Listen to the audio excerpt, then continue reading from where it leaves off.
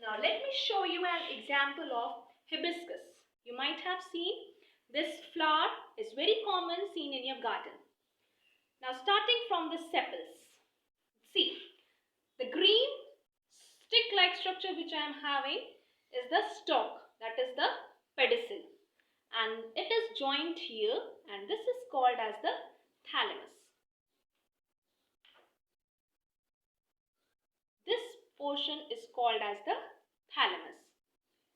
Now when I will remove the thalamus, you can see the green part in my hand.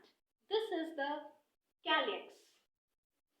This is calyx. How many in number? 1, 2, 3, 4 and 5. So this part is the calyx. This part is the calyx. I have shown you earlier an example of the bud. See, this is the bud. This is completely covered by the calyx. That is the sepals. So the function of the calyx or sepal is to protect the budding flower, and when pollination fertilization has happened, the seeds which are growing inside is also protected by the calyx or the sepals. Now next comes the bright red color petals. I'll carefully take it out because it has the female part inside it. 1,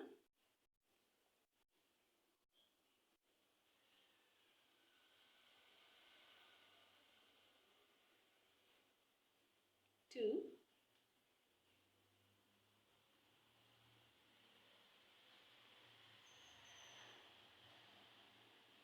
3, 4 and 5. There are 5 petals in a hibiscus flower. Now why I am not removing these 3 petals? Because the male and the female part are attached to it. See, now give me a second.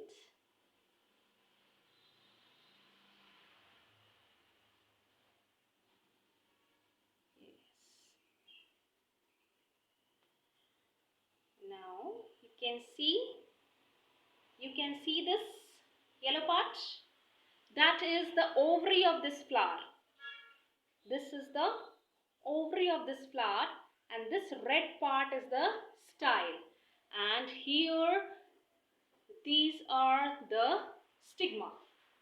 These yellow parts, let me show you. This single, you can see lot of yellow pollens. This is, if single, you can take it out like this. See, it will fall like this. This single androecium. This is androecium. The yellow part is the anther, and the red stick is the filament. Now let me remove all the androecium part from it. See, you can see small. You can take a hibiscus flower at your home and study all the different parts of a flower very nicely. You can see the brushy red structures coming out. That brushy red structures are the androecium part. That red stick-like structure is the filament, and the yellow tip attached to it is the anther. Now, after removing all the androecium part, let me show you the stigma. So this is the stigma part. This is the stigma part. This is sticky from the top, and the pollen come and stick over this stigma, travels through the style and gets through the ovary. Now let me show you the ovary only.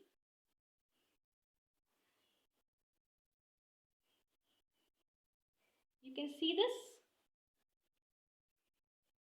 This is the ovary which was present at the end of the style.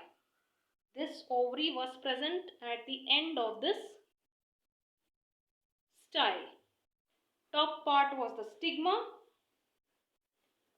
This was the stigma part, and this is the ovary which was present in between the flower. Every part of the flower was here to protect this, especially the petals and the sepals. Now, this ovary from inside contains the ovules. So, you have seen, children, different types of flower or different parts of flower in a common hibiscus flower.